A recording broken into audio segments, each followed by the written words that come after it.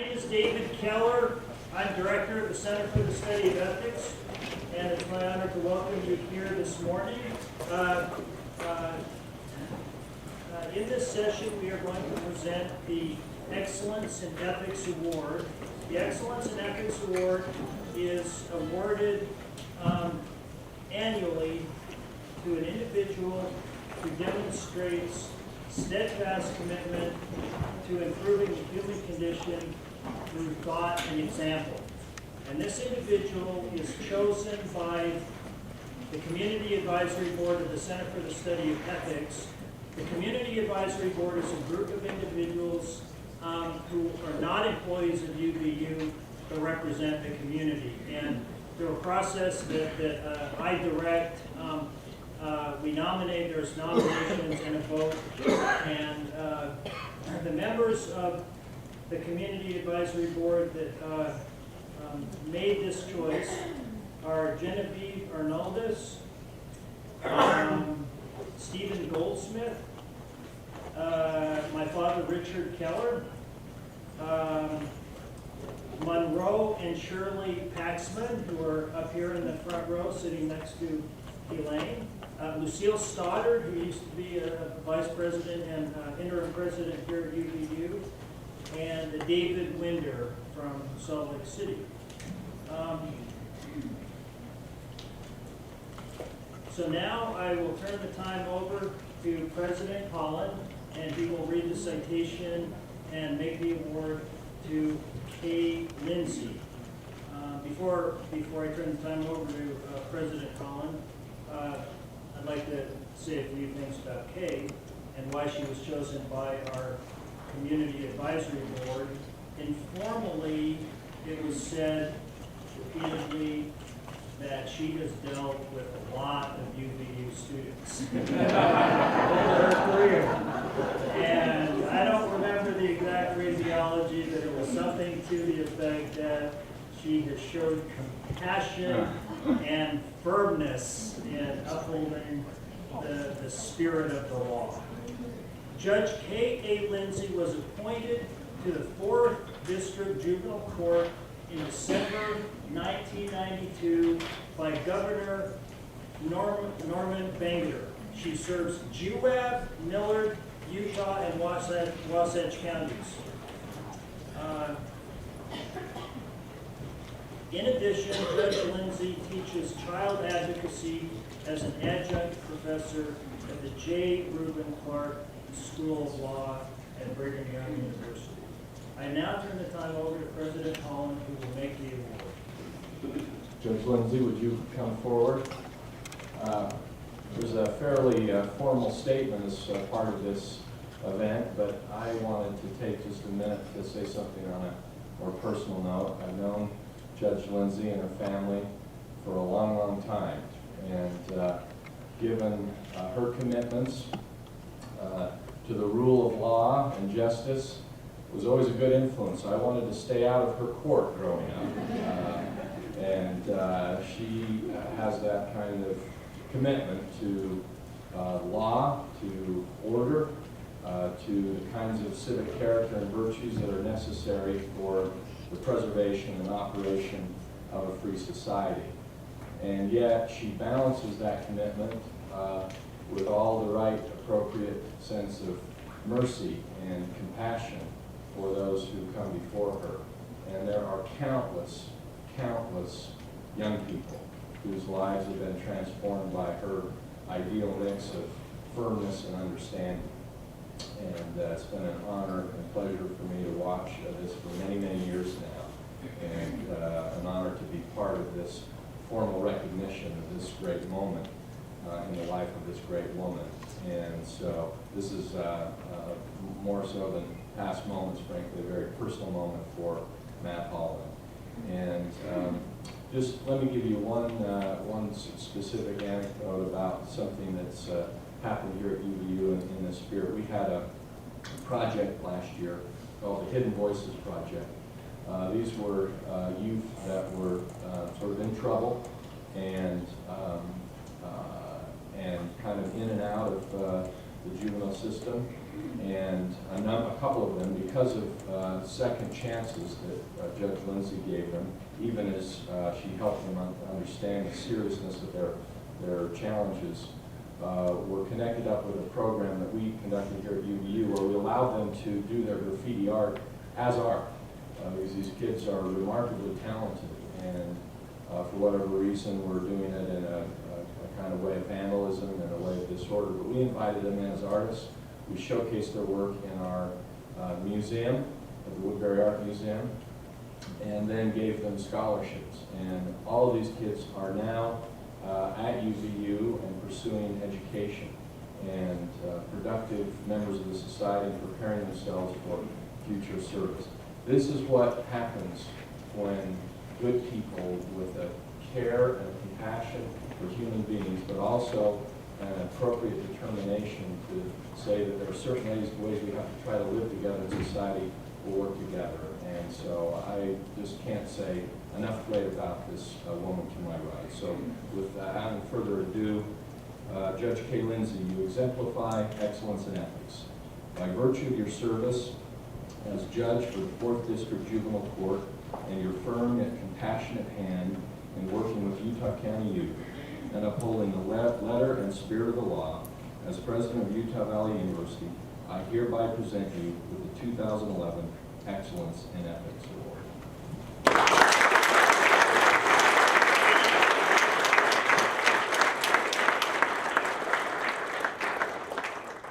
is our award. It's got the university seal and the globe representing the global reach of those who have an ethical understanding and commitment to all of humanity.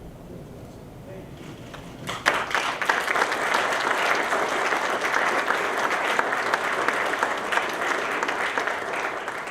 I get to go to work in a place every day dedicated to helping children and families. And because I have been a juvenile court judge for almost 19 years now. I see children who have committed an offense that would be a felony or misdemeanor if they were an adult, or that is a crime because they are a juvenile, like possession of alcohol or truancy. That's the role for the juvenile court that you probably are most familiar with. But I see another category of children that you may not know about. It's the children who have been abused and neglected. These are our child welfare cases, and they take up a majority of my time. Over the course of the last 19 years, I've seen hundreds of children who came into my court because they had been abused or neglected by their parents, and it was necessary for the state to intervene to protect the children. Sometimes the children are removed from the custody of their parents because they can't be protected while they're at home with them. Sometimes the parents just cannot solve the problems that cause the removal. And in that case, then the state will file a petition for permanent termination of parental rights. They have an opportunity to have a trial, and if the rights are terminated, then the state will move to find an adoptive home for the children. Most of these cases deal with serious substance abuse, domestic violence, and issues related to lack of appropriate housing and necessities of life, like food, clothing, medical needs. During the course of the years that I have worked in the juvenile court, many people have crossed my path. I've seen people in various circumstances and in all states of mind. Some of them are fragile, they're distraught, they're hurt by life. Some of them are valiantly serving their fellow men. I've celebrated their successes with them and mourned with them on their failures. But from all of them, I have learned lessons in life. Lesson number one, everyone deserves to be treated with dignity and respect. Many years ago, a mother appeared in my court after a hearing, for a hearing, because the state had removed her brand new baby from her custody. Now, she had a lengthy history with the court. This wasn't the first time she'd been there. When she appeared before me that day, she was dressed in prison garb, and she was accompanied by officers.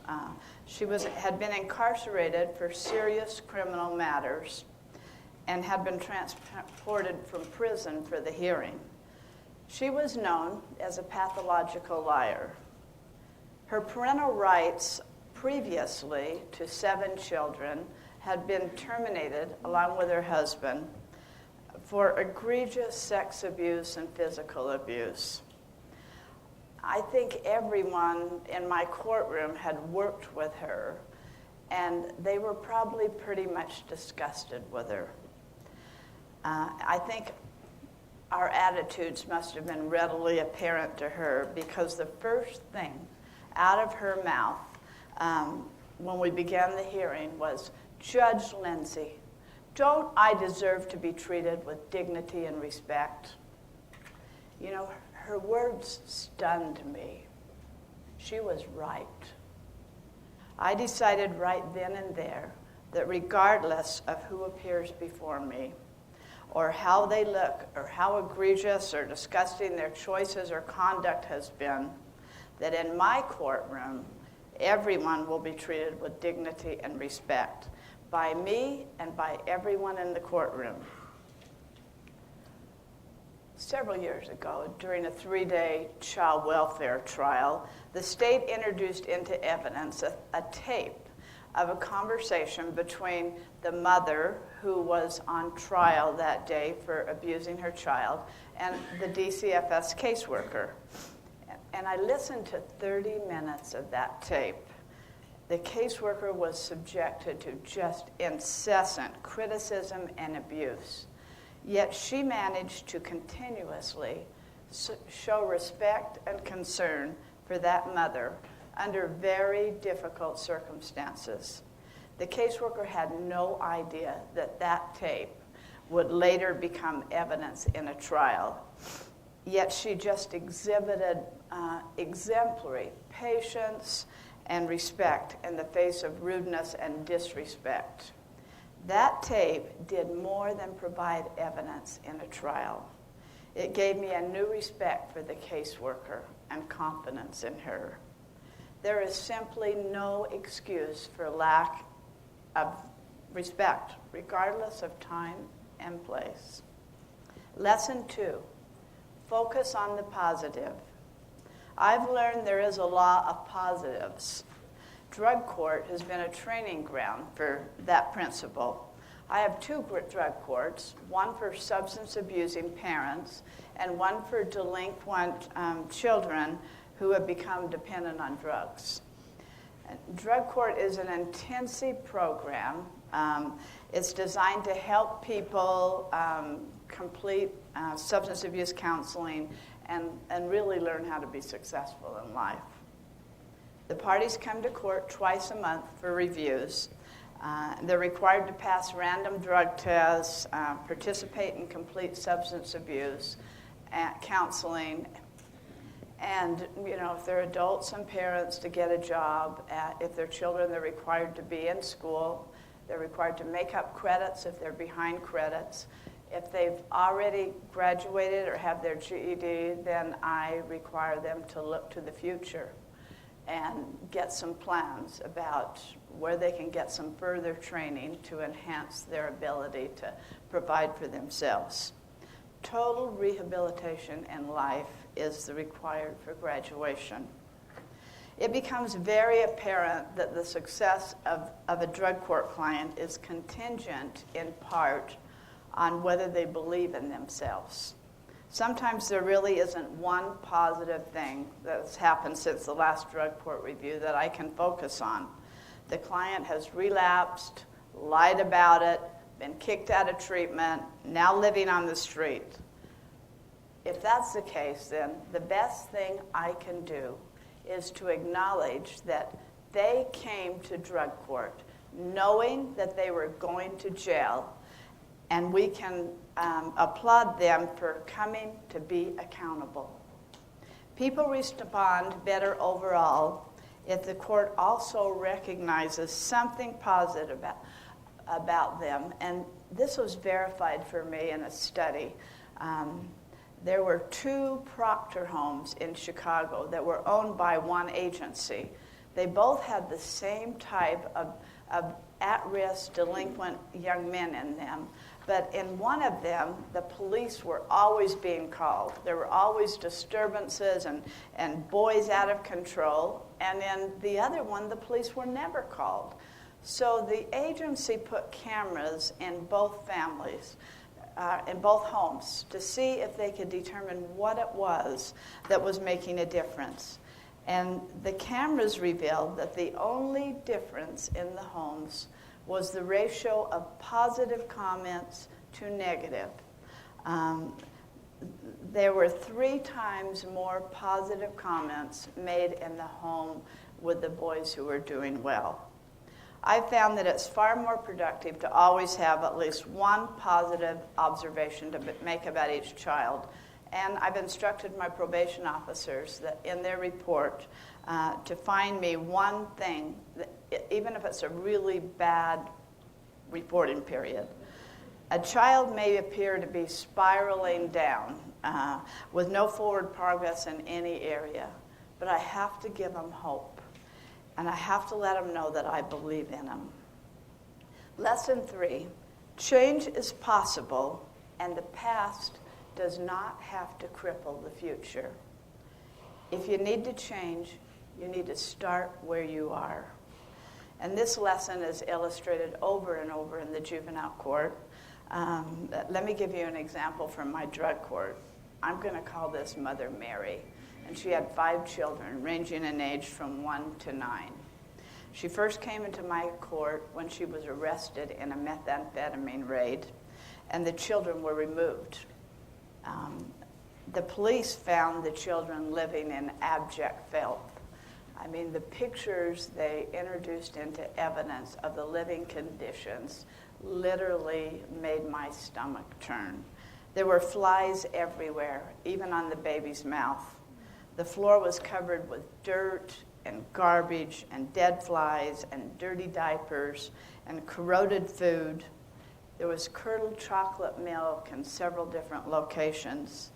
And it appeared that the children were sleeping on mattresses, stained mattresses with no sheets on them. The police found meth and pills loose in the house within reach of the children, as well as rat poison and Drano. The children were removed from the mom's custody and placed in foster care. Most of the teeth in mom's mouth were either broken or gone as a result of her meth use. So mom entered drug court, and she never looked back. She always had good reports from her treatment providers. She never had a dirty drug test. She sailed through drug court with a perfect record, and she established a track record for maintaining that progress. She graduated from an intensive parenting program where her children participated with her, and at the end, she and her children were recognized as the family who had made the most change. Temporary custody was returned to her 10 months after the children were removed. Dad had left the state, and so he wasn't really involved in the case. The last time I saw her, she had implants in her teeth, and she looked wonderful, and she was so proud. The children had worked with therapists to help them deal with all of the issues that they had suffered from the substance abuse and the neglect. Mom had a job. She was on the housing list, moving up towards independence. She was living with her parents, the grandparents of the children at that time, who were very supportive of her. The case was closed a year and 4 months after the children were removed. This is just one success of a mother who made big changes to her life through an unwavering commitment to herself and to her children. I've seen many amazing examples of parents and families who have really dug themselves into a great big hole, and they have had to dig themselves out one step at a time until their life is going in a different direction altogether. It's really thrilling to watch. It takes help and personal commitment. Almost every day I deal with children who are subjected to abuse or neglect, and some of them are born abused. They're born addicted to methamphetamine or cocaine, and they come into this world having to go through withdrawal. Some of the children suffer years of living in an abusive home. I can remember one little boy that by the time he was removed, he was 6 years old. And he had such serious issues as a result of how he had been treated that it was necessary to place him in the state hospital. And he was there for 2 years. And he is still working on dealing with all those issues. The one thing that all of these children have in common is that life has not been fair to them. Let me share with you the story of one girl who came into my court, and I'm going to call her Angie. She was referred to court when she was 13 years old because she was truant. She wasn't going to school. She had been adopted, but her adopted mom had died. There was a supported finding by DCFS that her adoptive father had sexually abused her, but he had disappeared. She had a very young cousin who had assumed responsibility for her, but she was not able to handle her at this time, and she wasn't really prepared to deal with all those issues. At the time she came into my court, she was living with a 19-year-old man, and her goal in life was to get pregnant. She was not a citizen of the United States. She was put into the custody of DCFS, where she was given a lot of therapy and extensive programs for young women. She was then put into a foster home where she had a lot of ups and downs. The last time I saw her, she had graduated from high school. She had worked all summer. She had started college with a goal to become a social worker. She was living independently in an apartment, and she had become a permanent resident of the United States and knew exactly what she needed to do to become a citizen. She just needed the passage of time to make that happen. Her foster mom was in court with her, even though she was no longer officially involved in the case. It was very apparent that their relationship transcended the legal foster care setting. Angie looked to her foster mom as a parent. It was really thrilling to see. Angie had a lot of bumps along the way, but the bottom line is she was able to deal with all of the issues of the past. I don't have a history of her biological parents. I don't know how old she was when she was adopted. I know she wasn't born in the United States. And by the time she was 13 years old, she was basically in a world living alone, living with a 19-year-old who was sexually abusing her. I've learned that through the example of many valiant children, like Angie, that our past does not have to color our future. It is possible to work through issues with help and move on and up in life. I like to tell the children that are in this predicament that I want to get them the help they need so that their children will never have to endure the things that they had to. And as much as we hate for it to happen, there are times, however, when we don't have families to adopt children. And sometimes the children are too old when they're taken away and they don't want to be adopted. Sometimes they reach the age of 18 or 19 and we really haven't been able to connect them to any caring adult. We're working on that. Eventually, all of these children come to court to see me for the last time. I terminate the jurisdiction of the court and send them on their way as adults. Some of them are ready to go. You can just tell by them walking in the courtroom, their whole countenance shines. They've let themselves get help. They've dealt with, the issues. They know how to get help. They've graduated from high school. Many of them have taken advantage of the federal money that's available to foster children, and they are going to college. Some of them are going to college here. They have plans for a bright future, and they know how to get help if they need it. Unfortunately, there are some that will not let us help them. The light has been turned off, and they are done. They are through letting anybody in. They don't want to go to therapy. They don't want to live in foster care. They're not going to go to school. They're not going to accept any help, and they want the state out of their lives. And when we reach that point, even though I know that they may end up as one of the statistics out there of foster children who end up homeless and in jail or pregnant, there's nothing I can do but let them go. Those are the kids that I worry about. At some point in life, we all could feel that life is not fair.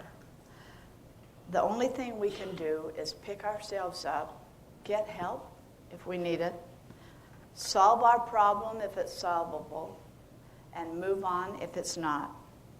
It is possible to rise above our past if we will let ourselves. Lesson 4, integrity matters. One of the fathers in my adult drug court was required to write a paper on honesty and integrity after he was not honest with the drug court team. He defined honesty as telling the truth. He defined integrity as who you are, what you do when no one is looking.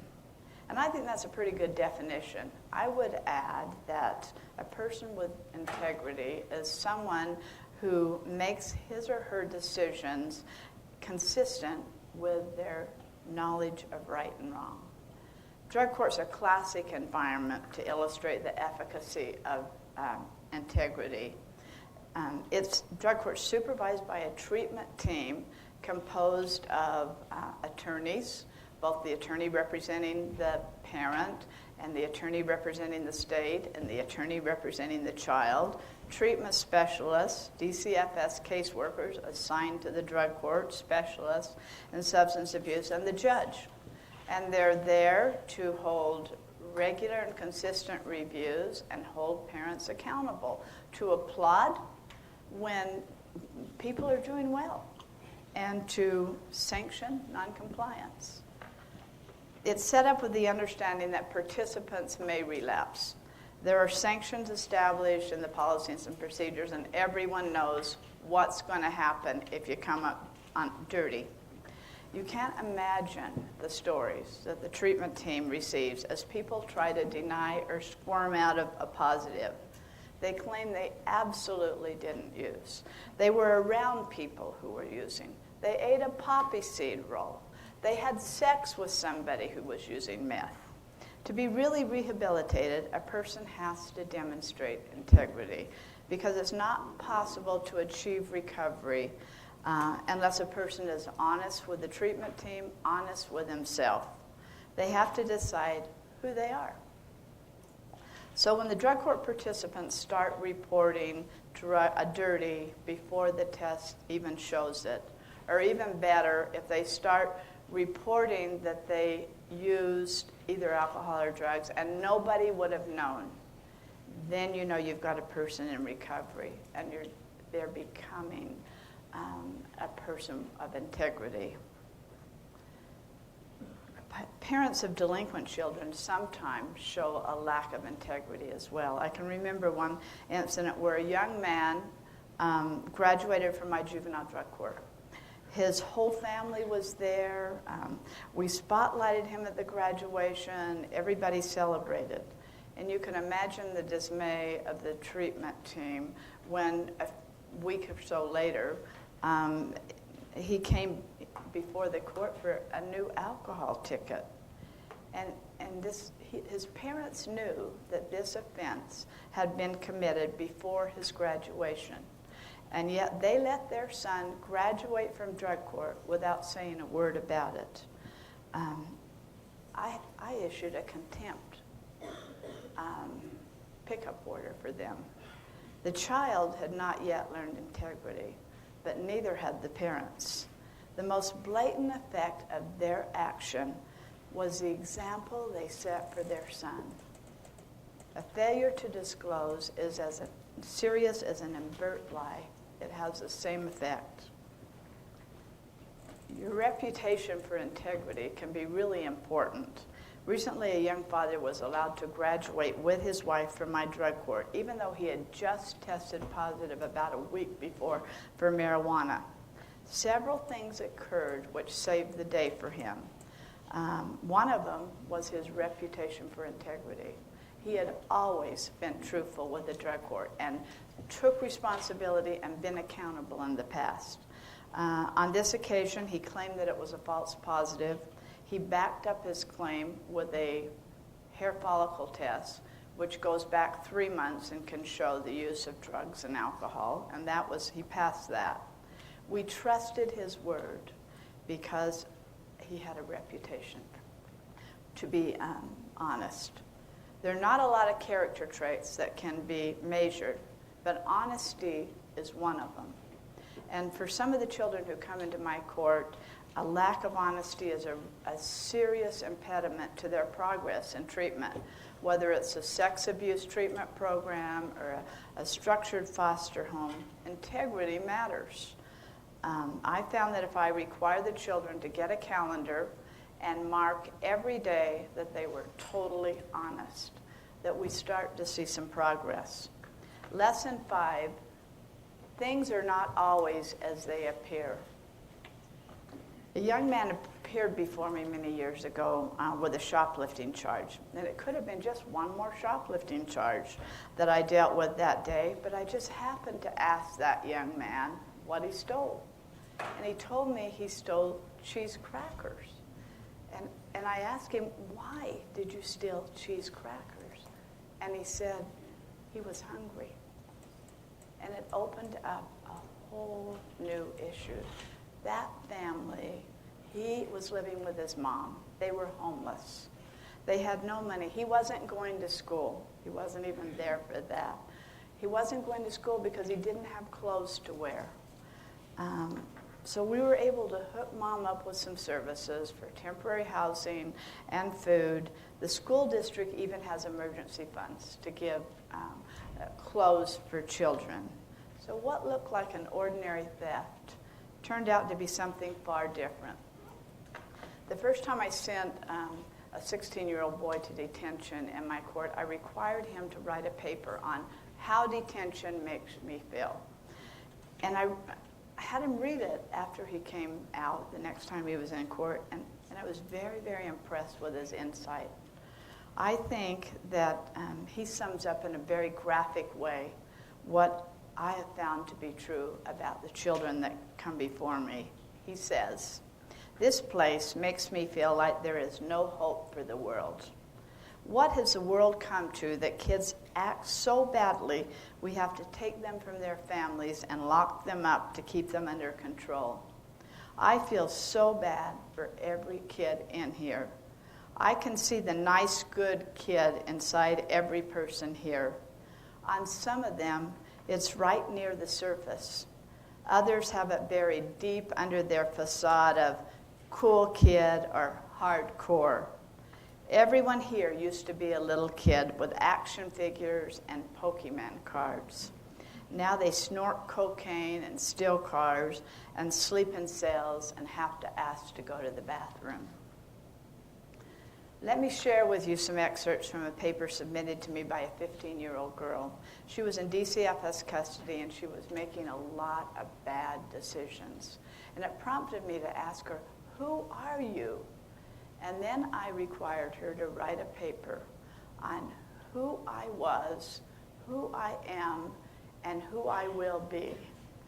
And I'm going to read you a few excerpts from this. I became a rape victim when I was 2 years old. I remember every time I was raped and where I was. I remember being thrown around like a rag doll by my father. I remember watching my family get punched out in their faces out of nowhere. I would witness my little sister get pounced on so hard that once she was sent to the hospital. Her knee was so badly damaged that they had to put a pin through it.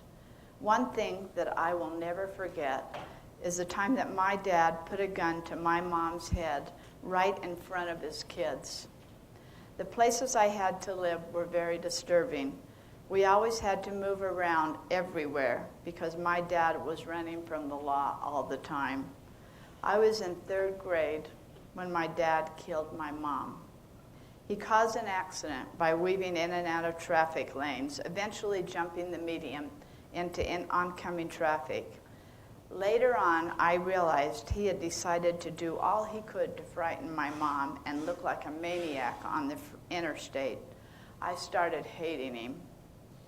I struggle with my past today. Right after my mom died, I started to live my life as a rebel and do things illegally. When I was full of hatred, I wanted to follow in my dad's footsteps, and I thought that was the thing to do in order to survive. I would do things like theft. I would find myself running from the cops because of the things I had done. I was even jumped into a gang. That made me feel like I was part of something. I'm trying to find me and where I belong today. I always have flashbacks on my life, and I begin to miss my past. I don't miss the gang life. I don't miss the drugs. I miss being with my mom, and I miss her arms comforting me whenever I felt sad.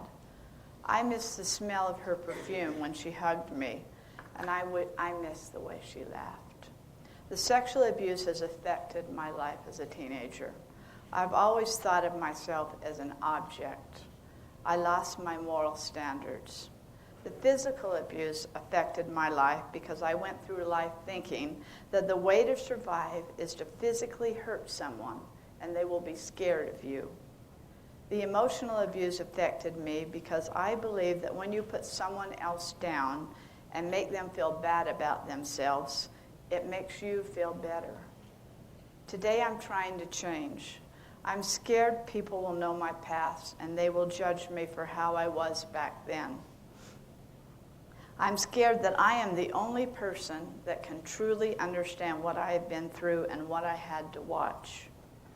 I will be me in the end. If I didn't have those tough times and the things that I've been through, I would have never known how strong I am and what I could do. And the things that have happened in my past made me who I was, who I am today, and who I will become tomorrow. We terminated jurisdiction on this young lady and sent her out into the world some time ago. She was set up in college. She had graduated from high school. She had had years of therapy and treatment and special programs to help her work through all of these issues. She didn't finish her first semester of college. Only time will tell what happens to her. She has all the tools to make it in life. It just has to be her decision whether or not she's going to use them. Every single child or abusive parents who comes before me has a story. There's really no such thing as a bad boy, and many abusive parents have just never had a chance in life to learn anything differently. Sometimes it's merely a matter of showing them a better way to deal with life. It's hard to judge someone fairly without walking in his shoes, or at least understanding his story. The parents and children who come before me are not just a name on a docket or a statistic. They're real people with their own story. I'm not just there to dole out community service hours and fines and restitution, or to determine whether a child should be removed from the custody of his parents. I need to be part of the solution. Things are not always as they appear. Oprah Winfrey recently made an observation about her experience with people as she was leaving 20 years on her television show. And she said, "I saw them, I heard them, and what they said mattered to me." People have a right to feel that a judge has heard and understood their story, understood it. If they believe that they've been heard, then they can more readily accept the decision rendered by the court, even if it runs counter to their interest. I hope the people who come before me can feel that I hear them and understand their stories. I hope they see and feel what I believe, that there is no success without compassion. Thank you. For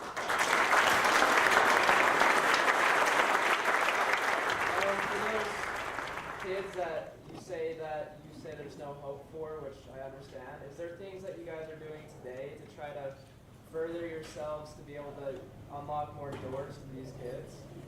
You know what? We have a special program going where children who have not had anybody identified in their life to be connected to, because that's been determined to be the most important thing that children can leave care with, is at least one caring adult in their life. They need somebody to go to if they lose the rent money, or where do they go for Thanksgiving, or where do they go for Christmas? They have to be connected. And there is a special task force working at DCFS on some of those kids where they have written off everybody in their life that the state has, DCFS has, to go back and relook at some of those people after the passage of maybe 5 years and see if there might not be anybody there that we could connect them with. And when they do find somebody, then that person comes and becomes part of their life as soon as we can do it. They come to all the child and family team meetings. They try to set up activities with them, try to help them get that bond.